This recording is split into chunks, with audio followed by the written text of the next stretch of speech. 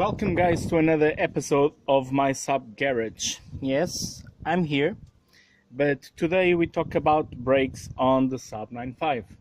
As I have a trip to do this Saturday, and today is Thursday, and I decided that while I was driving the car, I hear the little squeeze in the noise, and I just want to make sure that I have a good tread before I go. So might be the brake pads that are a little bit like for so much braking, they are not performing well, so I'm just giving a quick look to see what's going on. But here we go, and we will change this. So the tools that you're going to need in order to do this is a 7mm X&N key that you will need to take the screws that are back here that tie to the pump that you need to remove out. You'll need a flat screwdriver in order to take the clamp out, and also you need a rubber in order to put the thing back again.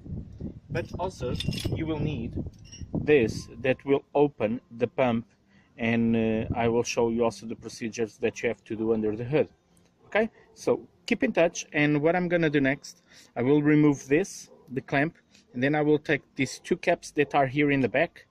There you go, and inside they have two 7mm X&N keys. Okay, before you do that, even with a screwdriver, make sure that you put through the front and you just open the caliper a little bit in order for this to come out easier. Okay, I will show you when I get to the next point. See you in a bit. Okay, so as I already removed the caliper, I could see when I'm about to change the pads, you see that the pads are very, very thin. So, and even on this side as well. So it was a good time to change it, especially when I have to do in a couple of days a trip around 600k. So it was really, really good in order to change them. So there you go. As you're about to press the caliper in, and I will show you that in a little bit, you can see that in the engine bay, where is the brake fluid level, the level is very low. This is because the brake pads already are in a very bad condition, so the level have the tendency to come down a little bit. What I recommend for you guys is you just remove this. This is a little bit tight, but there you go. You open this, and just when you open, just push it aside a little bit. This will start to drip a little bit of oil, but then in the end you guys just simply open this and put a cloth on top, and just put this over here as well in order to not drip anywhere. Don't forget that oil that is from the engine brake oil, usually if you pass this under the painting or something like that, takes out everything. So be cautious and careful and remove this. But why I did this? Because now when we are about to use this tool to press the caliper in, so as we see, the caliper is way too pushed back, and we need to push in order for the new brake pads to fit, and also to fit in this distance of the disc. So when you do that, automatically the oil level over there in the brake oil tank will start to go higher. If you have that just completely screwed and you don't open, will start to create excessive pressure and start to spit the oil out of there. So I advise you guys just to open simply, and just let, as I'm starting to push this back, the oil level will start to come up, as we're gonna see in a little bit. As I'm gonna do next, the next thing that I'm gonna do is use an old brake pad and just putting over here in the face of the pump itself, and just put it over here, this device like this. And then you can buy this online and everywhere. I bought this when I went to the States once, and I find quite cool because I work with this. And as soon as you start to screw it over, you start to see that the pump is starting to go back again. So in a couple of minutes you will see that the oil will start to go up, and we will see after changing the brake pads where the oil level is. The parts that I'm gonna use, they are coming, these ones, from Professional Parts Sweden. So I had these sit in my garage for a while, and as I need it right now, I went to show what was in the inside of the box, and it was fine. It was good, because then when I figured it out that was the parts that I would need, well, was already money in the pocket. So there you go. So the next step is for you to simply just put this one, the one that is from the outside, right over here, and then you grab the other and just put it with these little metal things just going in the other side, and you need to press it slightly to fit in inside of the pump. There you go. As you hear, it's already fitted. And now, as you already opened the pump, you can basically just to fit them back in. There you go. As you see, they fit it quite well. I'm just struggling a little bit because the screws went in again. And in order for you to put this back again, you need to put the screws all the way in. So there you go. And there you go. And also have the metal warning over there. Then the next thing that we're gonna do, it's again with a 7mm exit key, we're gonna just screw the screws over again.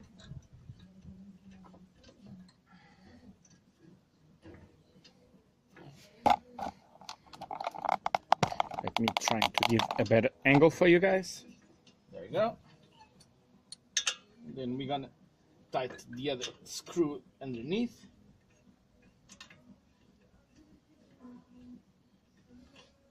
Again, these Saab 95 brake pads, they have this warning that lets you know, and this was a big squeeze that I was, when I was driving, start to hear like a huge ee.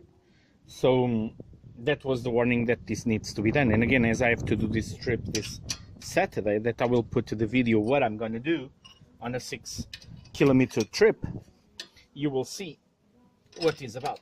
So after that, you just give the final tightening. Okay, this doesn't, I believe on the Heinz manual, on the Saab manual, they should have a kind of Newton meter torque, but I just use this bar, just put it over here, and I do my own strength, so calculate that. Okay, and then you have the little thing that you will put it back again, and that needs to come in the front of this, and then as well over here, and then there you go, it's on the place. With a rubber hammer, just type it slightly, just to make sure that the little things just went all the way in. Okay, because this will make the pump don't create vibration over here on this brake pad. After this, you just put the wheel on it, and before you drive the car, make sure that you press the brake 2 or 3 times. Okay, put the car running. Please have the handbrake on, because the car might slide, because as you know, we opened the pump, so you don't have an instant brake pad. So leave the handbrake on, put the car working, and press the pedal like 2 or 3 times, just to make sure that the pump do this again. Another advice that I tell you guys is be aware on the first 50 kilometers, 100 kilometers, that all the brake pads are new. You need to take this little glass thing that they put on the brake pad. So a couple of brakes will make the thing back again. Okay, so this is what I'm gonna do. The procedure is from the other side again, and you just put the wheel on it, and that's it. I will show you in a little bit how is the oil level. Okay guys, and we already finished. As you see, the wheels are already in place in one side and in the another. So again, and remember what I told you about the oil filter. You see how it was in the beginning. Look where the level is right now, almost in the maximum. It's not right over there, because I also don't know how much is already the wear on the rear brake pads. So might be that the difference, and you will see. But you see, as soon as I put that over there, and I just press the pedal and everything, the oil come back up. So usually what people end up to doing sometimes is a mistake. They start to pour the oil even, and they put at 11 when they have the pumps out. So it means when you start to retract the pump, all the oil that is in more will start to spill over. So don't do that. Also, I want to make sure, and really guys, this is just another big incentive. We are in the vacation season, so almost all over the world this is the month of vacations. So make sure that you guys are safe, make sure that your Saabs are safe, and check these little things, the brake pads, water level, and all those kind of things, just to make sure that you have a safe vacations. Okay, so I will see you guys, and I will see you in the near future, because yes, I have to show you or to tell you what I'm gonna do in a 6-kilometer trip. Okay, in the meantime, what comes next is to wash the frame that supports the engine of the Euro. Okay, see you then guys. Again, we have a Facebook page, my Saab Garage, at my Saab Garage on Facebook. We also have a YouTube channel if you like what we were doing, so just put a like on the subscribe button. Any comments, have ideas, just shoot them out. I will listen, and I will reply to all of them. Okay, have a great night. See you guys then.